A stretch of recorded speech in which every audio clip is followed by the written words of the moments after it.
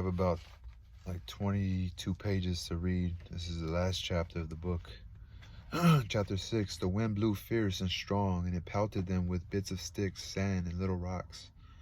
Juana and Kino gathered their clothing tighter about them and covered their noses and went out into the world. The sky was brushed clean by the wind, and the stars were cold in a black sky. The two walked carefully, and they avoided the center of the town, where some sleeper in a doorway might see them pass. For the town closed itself in against the night, and anyone who moved about in the darkness would be noticeable. Kino threaded his way around the edge of the city and turned north by the stars, and found the rutted, sandy road that led through the brushy country toward Loreto, where the miraculous Virgin has her station. Kino could feel the blown sand against his ankles, and he was glad, for he knew there would be no tracks. The little light from the stars made out for him the narrow road through the brushy country, and Kino could hear the pad of Juana's feet behind him. He went quickly and quietly, and Juana trotted behind him to keep up. Some ancient thing stirred in Kino. Through his fear of dark and the devils that haunt the night, there came a rush of exhilaration. Some animal thing was moving in him, so that he was cautious and wary and dangerous. Some ancient thing out of the past of his people was alive in him. The wind was at his back. The wind was at his back, and the stars guided him. The wind cried and whisked in the brush, and the family went on monotonously, and hour after hour. They passed no one and saw no one. At last, to the right, the waning moon arose, and when it came up, the wind died down, and the land was still. Now they could see the little road ahead of them, deep cut with sand-drifted wheel tracks. With the wind gone, there would be footprints, but they were a good distance from the town, or perhaps the tracks might not be noticed. Kino walked carefully in a wheel rut, and Juana followed in his path. One big cart going to the town in the morning could wipe out every trace of their passage. All night they walked and never changed their pace. Once Coyote awakened, and Juana shifted him in front of her and soothed him until he went to sleep again, and the evils of the night were about them. The coyotes cried and laughed in the brush. The coyotes do laugh. And the owls screeched and hissed over their heads. And once some large animal lumbered away, crackling the undergrowth as it went. Probably a deer. And Kino gripped the handle of the big working knife and took a sense of protection from it. The music of the pearl was triumphant at Kino's head, and the quiet melody of the family underlay it, and they wove themselves into the soft padding of sandaled feet in the dust. All night they walked, and in the first dawn, Kino searched the roadside for a covert to lie in during the day. He found his place near to the road, a little clearing where deer might have lain, and it was curtained thickly with the dry, brittle trees that lined the road. And when Juana had seated herself and had settled to nurse the baby, Kino went back to the road. He broke a branch and carefully swept the footprints where they had turned from the roadway. And then in the first light, he heard the creak of a wagon, and he crouched beside the road and watched a heavy two-wheeled cart go by, drawn by slouching oxen. And when it had passed out of sight, he went back to the roadway and looked at the rut and found that the footprints were gone, and again he swept out his traces and went back to Juana. She gave him the soft corn cakes Apollonia had packed for them, and after a while she slept a little. But Kino sat on the ground and stared at the earth in front of him. He watched the ants moving, a little column of them near to his foot, and he put his foot in their path. Then the column climbed over his instep and continued on its way, and Kino left his foot there and watched them move over it. The sun arose hotly. They were not near the Gulf now, and the air was dry and hot, so that the brush cricked with heat, and good resinous smell came from it. And when Juana awakened when the sun was high, Kino told her things she knew already. "Beware of that kind of tree there," he said, pointing. "Do not touch it, for if you do, and then touch your eyes, it will blind you. And beware of the tree that bleeds. See that one over there, for if you break it, the red blood will flow from it, and it is evil luck." And she nodded and smiled a little at him, for she knew these things. "Will they follow us?" she asked. "Do you think they will try to find us?" "They will try," said Kino. "Whoever finds us will take the pearl." "Well, they will try." And Juana said, "Perhaps the dealers were right, and the pearl has no value. Perhaps this has all been an illusion." Kino reached into his clothes and brought out the pearl. He let the sun play on it until it burned his eyes. "No," he said, "they would not have tried to steal it if it had been valueless." "Do you know who attacked you? Was it the dealers?" "I do not know," he said. "I didn't see them." He looked into his pearl to find his vision. "When we sell it at last, I will have a rifle," he said. He looked into the shiny surface for his rifle, but he saw only a huddled dark body on the ground with shining blood dripping from its throat. And he said quickly, "We will be married in a great church." And in the pearl he saw Juana with her beaten face, crawling home through the night. Our son must learn to read, he said frantically, and there in the pearl, Coyotito's face thick and feverish from the medicine. And Kino thrust the pearl back into his clothing, and the music of the pearl had become sinister in his ears, and it was interwoven with the music of evil. The hot sun beat on the earth so that Kino and Juana moved into the lacy shade of the brush. Lacy, L-A-C-Y, shade of the brush. And small gray birds scampered on the ground in the shade. In the heat of the day, Kino relaxed and covered his eyes with his hat and wrapped his blanket about his face to keep the flies off, and he slept. But Juana did not sleep. She sat quiet as a stone, and her face was quiet. Her mouth was still swollen where Kino had struck her, and big flies buzzed around the cut on her chin. But she sat as still as a sentinel. And when Coyote awakened, she placed him on the ground in front of her and watched him wave his arms and kick his feet, and he smiled and gurgled at her until she smiled too. She picked up a little twig from the ground and tickled him, and she gave him little water from the gourd she carried in her bundle.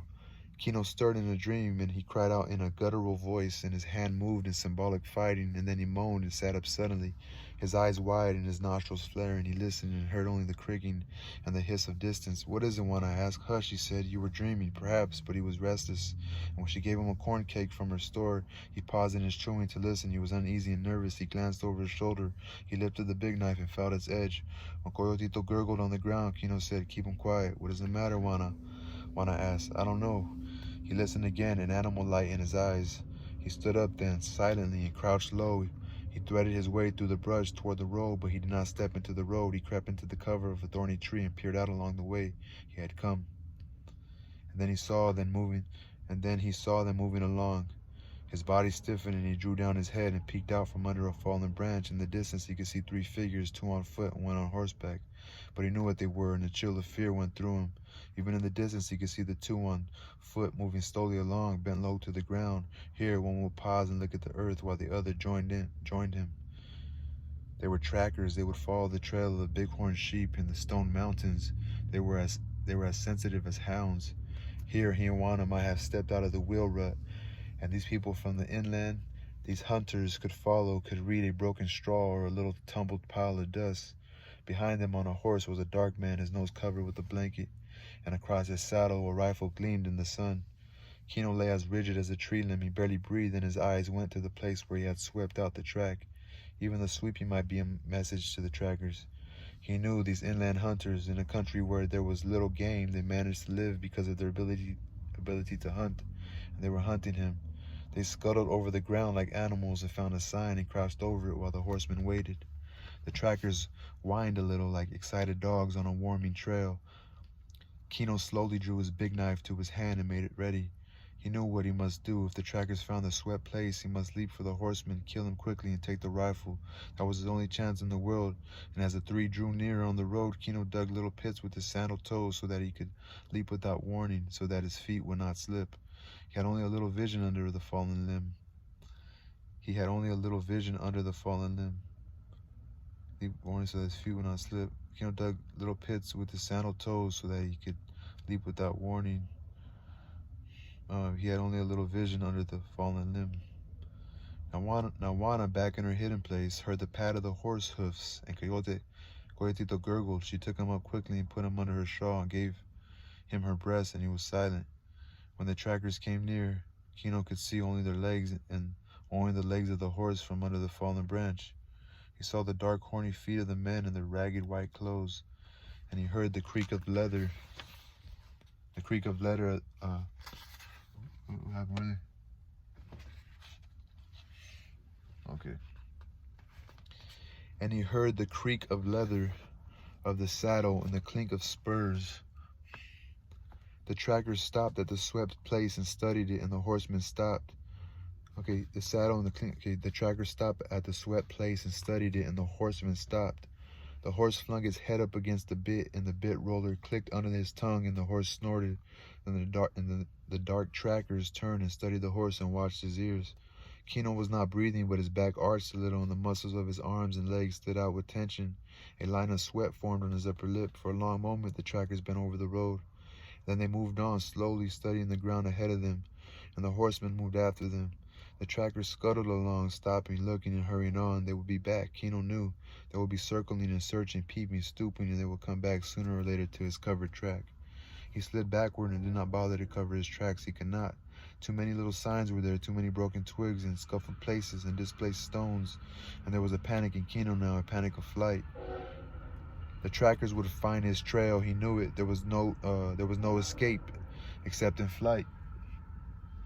He edged away from the road and went quickly and silently to the hidden place where Juana was. She looked up at him and questioned. "Trackers," he said, "come." And then a helplessness and a hopelessness swept over him, and his face went black and his eyes were sad. "Perhaps I should let them take me." Instantly Juana was on her feet and her hand lay on his arm. "You have the pearl," she cried hoarsely. "Do you think they would take you back alive to say they had stolen it?" His hand strayed limply to the place where the pearl was hidden under his clothes. They will find it," he said weakly. "Come," she said, "come." And when he did not respond, "Do you think they would let me live? Do you think they would let the little one here live?" "You have the pearl," she cried hoarsely. "Do you think they would take you back alive to say they had stolen it?" His hand strayed limply to the place where the pearl was hidden under his clothes. "They will find it," he said weakly. "Come," she said, "come." And when he did not respond, "Do you think they would let me live? Do you think they would let the little one here live?" Her goading struck into his brain. His lips snarled and his eyes were fierce again. "Come," he said, "we will go into the mountains. Maybe we can lose them in the mountains." Frantically he gathered the gourds and the little bags that were their property. Kino carried a bundle in his left hand, but the big knife swung free in his right hand. He parted the brush for Juana, and they hurried to the west toward the high stone mountains. They trotted quickly through the tangle of the undergrowth. This was panic flight. Kino did not try to conceal his passage as he trotted, kicking the stones, knocking the telltale leaves from the little trees. The high sun streamed down on the dry creaking earth so that even the vegetation ticked in protest, but ahead were the naked granite mountains rising out of erosion, rubble, and standing monolithic against the sky. And Kino ran for the high place as nearly all animals do when they are pursued. This land was waterless, furred with the cacti which could store water and with the great rooted brush which could reach deep into the earth for a little moisture and get along on very little. And underfoot was not soil but broken rock, split into small cubes, great slabs, but none of it water rounded. Little split into small. And underfoot was not soil but broken rock, split into small cubes, great slabs, but none of it water rounded. Meaning like the water, like the beat of the waves, the beat of the current makes the rocks rounded by water. That's beautiful. Little tufts of sad, dry grass grew between the stones, grass that had sprouted with one single rain, and headed, dropped its seed and died. Headed, like sprouted, dropped its seed and died. Horned toads watched the family go by and turn their little pivoting dragon heads. Yeah, it's pretty dark. It's like desert mountain. And now and then a great jackrabbit, disturbed in his shade, bumped away and hid behind the nearest rock. The sinking heat lay over his desert country. Yes, desert country. And ahead, the stone mountains looked cool and welcoming. And Kino fled. He knew what would happen. A little way along the road, the trackers would become aware that they had missed the path, and that they would come back searching and judging. In a little while, they would find the place where Kino and Juana had rested. From there, it would be easy for them. These little stones, the fallen leaves, and the whipped branches, the scuffled places where a foot had slipped. Kino could see them in his mind, slipping along the track, whining a little with eagerness, and behind them, dark and half disinterested, the horseman with the rifle. His work would come last, for he would not take them back. Oh, the music of evil sang loud in Kino's head. It sang with the whine of heat and with the dry ringing of snake rattles. It was not large and overwhelming now, but secret and poisonous, and the pounding of his heart gave it undertone and rhythm. The wave began to rise, and as it did, the rocks grew larger, but now Kino had put a little distance between his family and the trackers. Now on the first rise he rested. He climbed the great boulder and looked back over the shimmering country, but he could not see his enemies, not even the tall horseman riding through the brush. Juana had squatted in the shade of the boulder. She raised her bottle of water to Coyotito's lips. His little dried tongue sucked greedily at it. She looked up at Kino when he came back. She saw him examine her ankles, cut and scratched from the stones and brush, and she covered them quickly with her skirt. Then she handed the bottle to him, but he shook his head. Her eyes were bright in her tired face. Kino moistened his cracked lips with his tongue. "Juana," he said, "I will go on and you will hide. I will lead them into the mountains, and when they have gone past, you will go north to Loreto, to Santa Rosalia. Then if I can escape them, I will come to you. It is the only safe way." She looked full in his eyes for a moment. "No," she said, "we go with you." "I can go faster alone," he said harshly. "You will put the little one in more danger if you go with me." "No," said Juana, "you must. It is the wise thing, and it is my wish," he said. She should have stood at the spot. No, said Juana. He looked then for weakness in her face, for fear or irresolution. There was none. Her eyes were very bright. He shrugged his shoulders helplessly, but he had taken strength from her. When they moved on it was no longer panic flight. When they moved on it when they moved on, it was no longer panic flight. Or when they started moving, the country, as it rose towards the mountains, changed rapidly. When it was no longer panic flight, so they're just walking normally. Now there were long outcroppings of granite with deep crevices between. Because if you could walk far from somebody and then you could get a good pace ahead of something, and they remain consistent from there, that's like a really good like vocation to take with your life, like to to want to be, if you could get ahead of something and keep it consistent. Like I said, it's a really good evocation. I think, is it evocation? Oh, it's just a really good thing to do even with your life. But like if you get ahead from somebody, especially if they're pursuing you, they're not gonna be constantly pursuing you. They're gonna be constantly pursuing you, hoping that you settle somewhere, but they're gonna keep looking. But to get away in that instant, like they didn't have to keep walking like that fast. So when they moved on, it was no longer okay. The country, as it rose toward the mountains, changed rapidly. Now there were long outcroppings of granite with deep crevices between, and Kino walked on bare, unmarkable stone. He walked on a bare, unmarkable stone when he could, and leaped from ledge to ledge. He knew that whatever the trackers lost his path, they must circle and lose time before they found it again. He knew that whatever the trackers lost his path. Okay, hold on. Able stone. So, okay, he knew that whatever the track, because I'm questioning if is it getting harder, like the path. It says the country, as it rose toward the mountains, changed rapidly. Now there were long outcroppings of granite with deep crevices between, and Kino walked on bare, unmarkable stone when he could, and leaped from ledge to ledge. He knew that wherever the trackers lost his path, they must circle and lose time before they found it again. And so he did not go straight for the mountains anymore. He moved in zigzags, and sometimes he cut back to the south and left a sign, and then went toward the mountains over bare stone again, and the path rose steeply now, so that he panted a little as he went.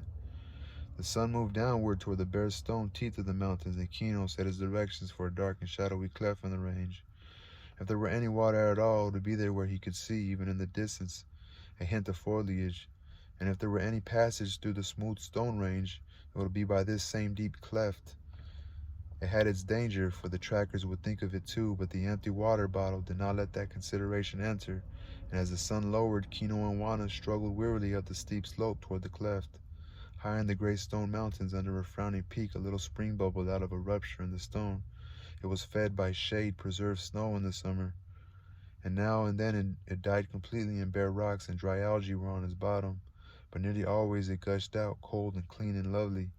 In the times when the quick rains fell, it might become a fresh set and send its column of white water crashing down the mountain cleft. But nearly always it was a lean little spring. It bubbled out into a pool, and it fell 100 feet to another pool, and this one, overflowing, dropped again, so that it continued down and down until it came to the rubble of the upland, and there it disappeared altogether. There wasn't much left of it then anyway, for every time it fell over an escarpment, the thirsty air drank it, and it splashed from the pools to the dry vegetation. And it splashed from the pools to the dry vegetation. And it splashed from the pools to the dry vegetation. The animals from miles around came to drink from the little pools, and the wild sheep and the deer, the pumas, the raccoons, and the mice all came to drink, and the birds which spent the day in the brushland came at night to the little pools that were like steps in the mountain cleft. Beside this tiny stream, wherever enough earth collected for roothold, colonies of plants grew, wild grape and little palms, maiden hair fern, hibiscus, and tall pampas grass with feathery rods raised above the spike leaves. And in the pool lived frogs and water skaters, and water worms crawled on the bottom of the pool. Everything that loved water came to these few shallow places. The cats took their prey there, and stroked feathers and lapped water through their bloody teeth. The little pools were places of life because of the water, and places of killing because of the water too. The lowest step, where the stream collected before it tumbled down 100 feet and disappeared into the rubbly desert, was a little platform of stone and sand. Only a pencil of water fell into the pool, but it was enough to keep the pool full and keep the ferns green and the underhang of the cliff. A wild grape climbed the stone mountain, and all manner of little plants found comfort here. The freshets had made a small sandy beach through which the pool flowed, and bright green watercress grew in the damp sand. The beach was cut and scarred and padded. No, the beach was cut and scarred and padded by the feet of animals that had come to drink and to hunt. The sun had passed over the stone mountains when Kino and Juana struggled up the steep broken slope and came at last to the water. From this step they could look out over the sun-beaten desert to the blue gulf in the distance. They came utterly weary to the pool, and Juana slumped to her knees and first washed Coyotito's face and then filled her bottle and gave him a drink.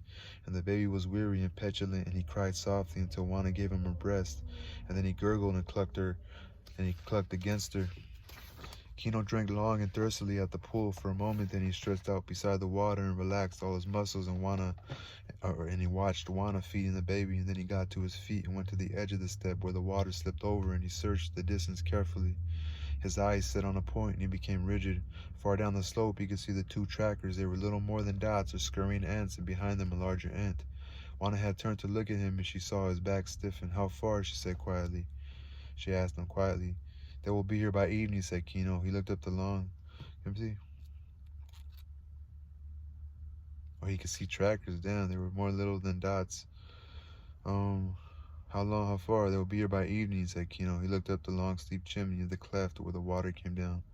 "We must go west," he said, and his eyes searched the stone shoulder behind the cleft. So they could fucking see everything. 30 feet up on the great shoulder, he saw a series of little erosion caves. He slipped off his sandals and clambered up to them, gripping the bare stone with his toes, and he looked into the shallow caves. They were only a few feet deep, wind-hollowed scoops, but they sloped slightly downward and back. Kino crawled into the largest one and lay down and knew that he could not be seen from the outside. Quickly he went back to Juana. "You must go up there. Perhaps they will not find us there," he said. Without question, she filled her water bottle to the top, and the Kino helped her up to the shallow cave and brought up the packages of food and passed them to her. And Juana sat in the cave entrance and watched him. She saw that he did not try to erase their tracks in the sand. Instead, he climbed up the brush cliff beside the water, clawing and tearing at the ferns and wild grape as he went.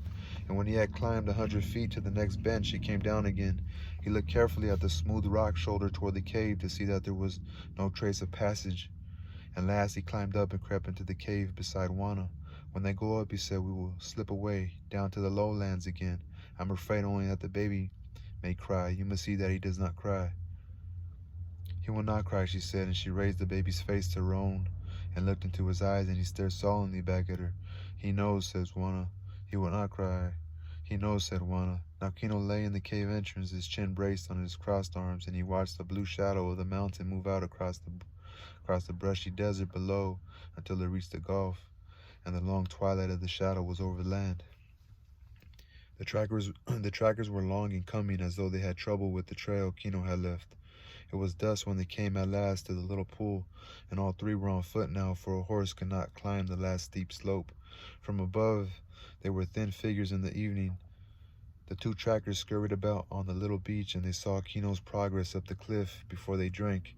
The man with the rifle sat down and rested himself, and the trackers squatted near him, and in the evening the points of their cigarettes glowed and receded, and the Kino could see that they were eating, and the soft murmur of their voices came to him. The darkness fell, deep and black in the mountain cleft. The animals that used the pool came near and smelled men there and drifted away again into the darkness. That's crazy, just so detailed. He heard a murmur behind him. Juana was whispering, "Coyotito." He heard a murmur behind him. Juana was whispering, "Coyotito." She was begging him to be quiet. Kino heard the baby whimper, and he knew from the muffled sounds that Juana had covered his head with her shawl. Down on the beach, a match flared, and in its momentary light, Kino saw that two of the men were sleeping, curled up like dogs, while the third watched, and he saw the glint of the rifle in the match light, and then the match died, but it left a picture on Kino's eyes. He could see it, just how each man was, two sleeping curled up and the third squatting in the sand with the rifle between his knees. Kino moved silently back into the cave. Juana's eyes were two sparks reflecting a low star. Kino crawled quietly close to her, and he put his lips near to her cheek. "There is a way," he said, "but they will kill you. If If I get first to the one with the rifle, Kino said, I must get to him first, and I will be all right. Two are sleeping. Her hand crept out from under her shawl and gripped his arm. They will see your white clothes in the starlight. No, he said, and I must go before moonrise. He searched for a soft word, and then gave it up. If they kill me, he said, lie quietly, and when they are gone away, go to Loretto. Her hand shook a little, holding his wrist. There was no choice, he said. It is the only way. They will find us in the morning. But you don't think they probably could have seen them from far, too, so maybe they know he's not by himself. Her voice trembled a little. Go with God, she said. He peered closely at her, and he could see her large eyes. His hand fumbled out and found the baby, and for a moment his palm lay on Coyotito's head. And then Kino raised his hand and touched Juana's cheek, and she held her breath. Against the sky in the cave entrance, Juana could see that Kino was taking off his white clothes. For dirty and ragged though they were, they would show up against the dark night. For dirty and ragged though they would show up against the dark night. His own brown skin was a better protection for him, and then she saw how he hooked his amulet neck string about the horn handle of his great knife so that it hung down in front of him and left both hands free. He did not come back to her. For a moment his body was black in the cave entrance, crouched and silent, and then he was gone. Juana moved to the entrance and looked out. She peered like an owl from the hole in the mountain, and the baby slept under the blanket on her back. His face turned sideways against her neck and shoulder. She could feel his warm breath against her skin, and Juana whispered her combination of prayer and magic, her Hail Marys and her ancient intercession against the black unhuman things. The night seemed a little less dark when she looked out, and to the east there was a lightning in the sky. Down near the horizon, I just want to make sure it didn't say lighting in the sky. It was lightning. To the east there was a lightning in the sky, down near the horizon where the moon would show, and looking down, she could see the cigarette of the man on watch. Kino edged like a slow lizard down the smooth rock shoulder. He had turned his neck string so that the great knife hung down from his back and could not clash against a stone. His spread fingers gripped the mountain, and his bare toes found support through contact. And even his chest lay against a stone so that he would not slip for any sound or rolling pebble or a sigh. A little slip of flesh on the rock would rouse the watchers below. Any sound that was not germane, Germane, was not germane to the night would make them alert. The dope-ass word.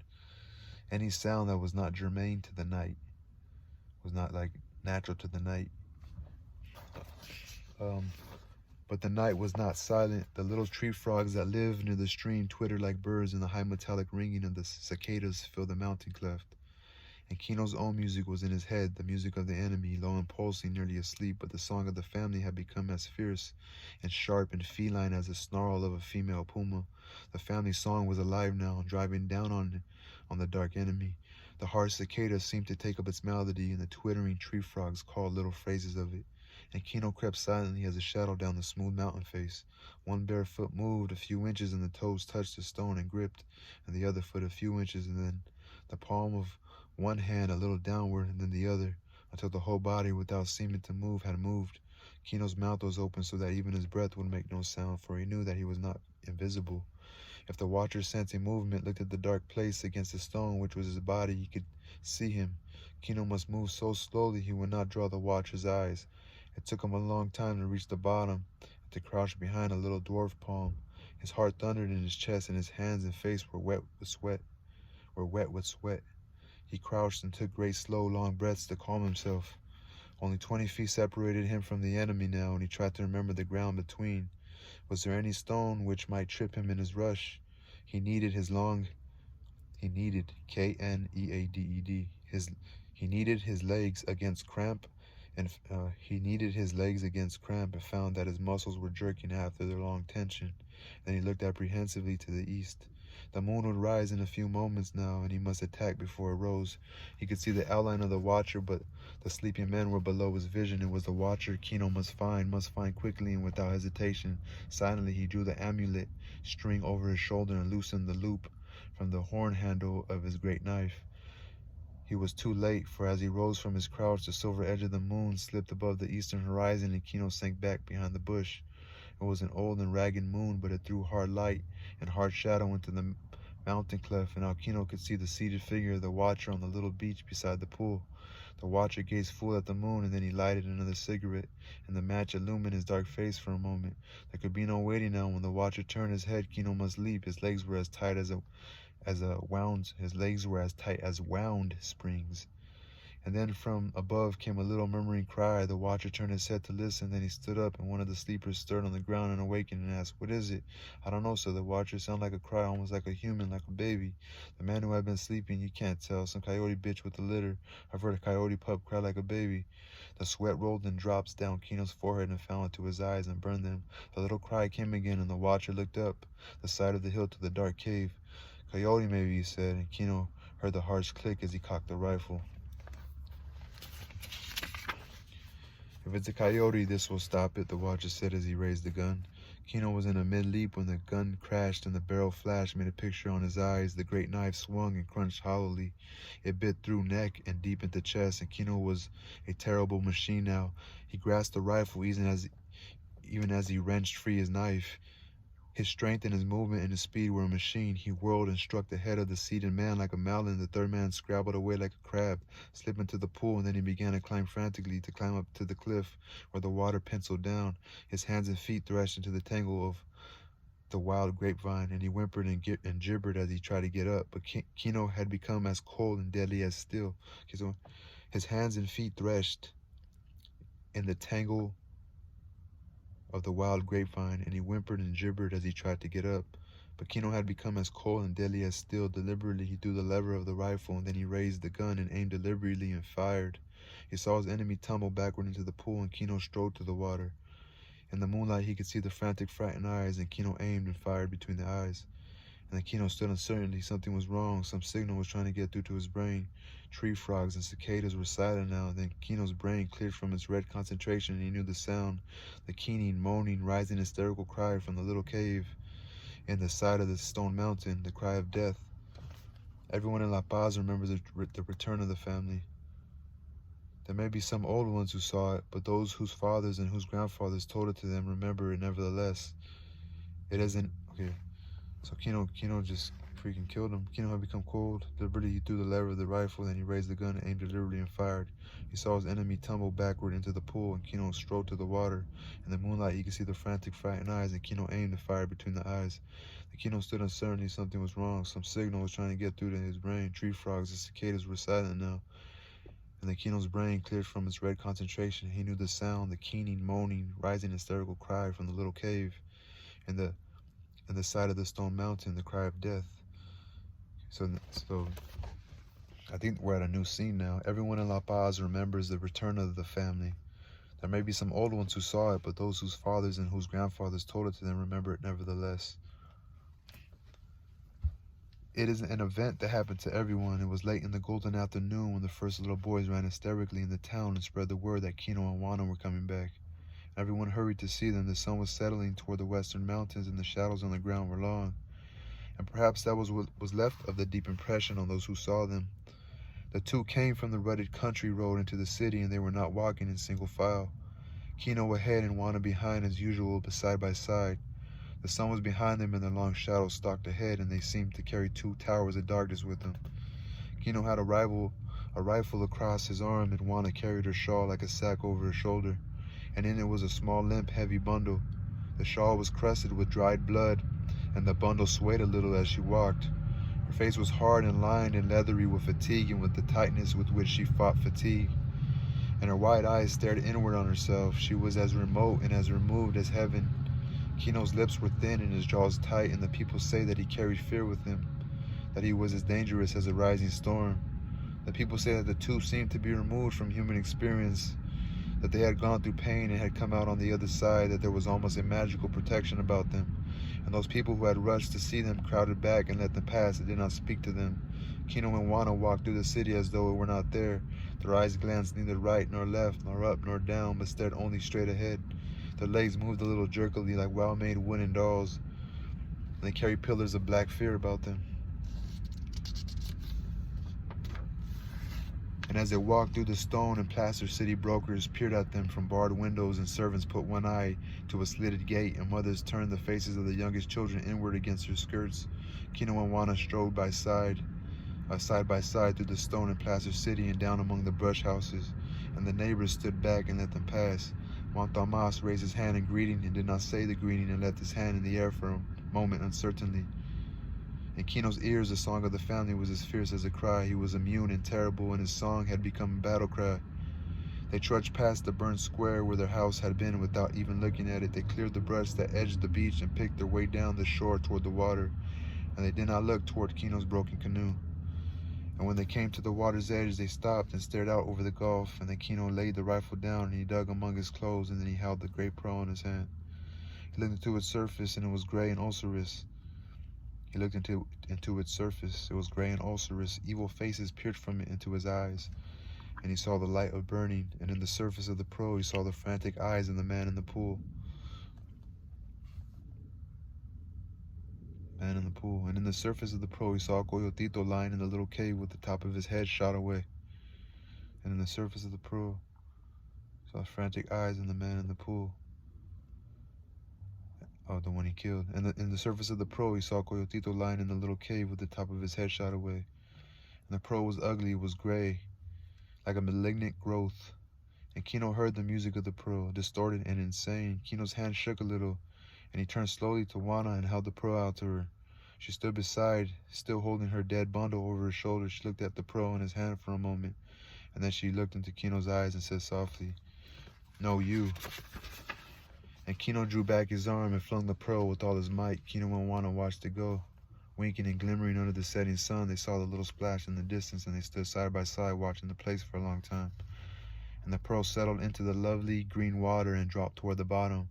The waving branches of the algae called to it and beckoned to it. The lights on its surface were green and lovely. It settled down to the sand bottom. Among the fern-like plants above the surface of the water was a green mirror, and the pearl lay on the floor of the sea. A crab scampering over the bottom raised a little cloud of sand, and when it settled, the pearl was gone, and the music of the pearl drifted to a whisper and disappeared. All right, that was the end of that one. Guess I just... I like books, I don't care. But, yeah. I don't know, I guess I'll give my opinion on this book later, I suppose. I don't know, I don't know, it's for anybody. It's just a great story, you know?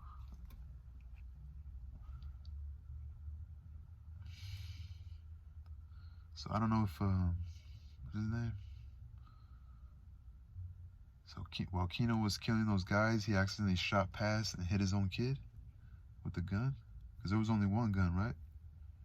So that's kind of my question, but other than that, it was a great story, man. As you get older, it gets even better, you know? It's been a while since I read that story, The Pearl. Anyway, I hope you guys enjoyed it, man. This last chapter was about 38 minutes, so we'll see. Thank you.